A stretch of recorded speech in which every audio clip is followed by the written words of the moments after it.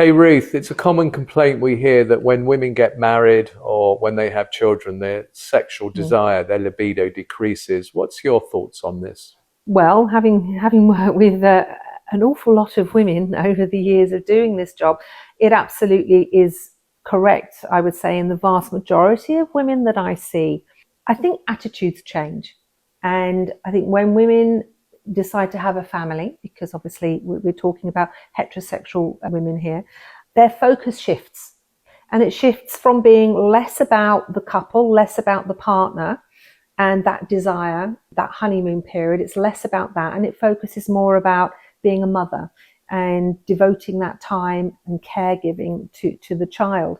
And so therefore the desire to have sex tends to wane.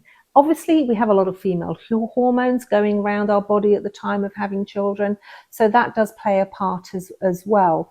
But generally over the years, what I've found with working with a lot of female clients is that it becomes less important to women having sex within their relationship or within their long-term relationship. And again, I'm talking about heterosexual couples here.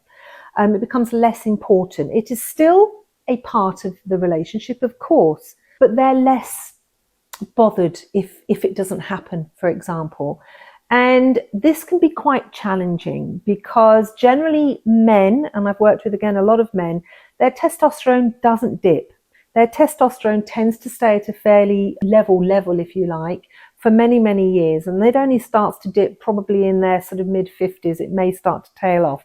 Women's hormones tend to be up and down really throughout their lives. And really by mid-30, the hormones do tend to start taking a nosedive. And that can also impact libido. But it's a very hard one to manage in a relationship if there then becomes what we call a mismatch in desire, a mismatch in libido. And it is again back to that same old thing, communicate and talk about it.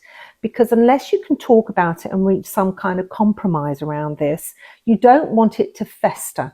And what I mean by festering is that I'm going to be a bit stereotypical here about the man getting very angry and a bit pissed off, if you like, because he's not getting sex, and the woman really not being that bothered about it because she doesn't particularly want it. You're starting to get some quite dangerous dynamics going on there if that happens. So it is about talk about it.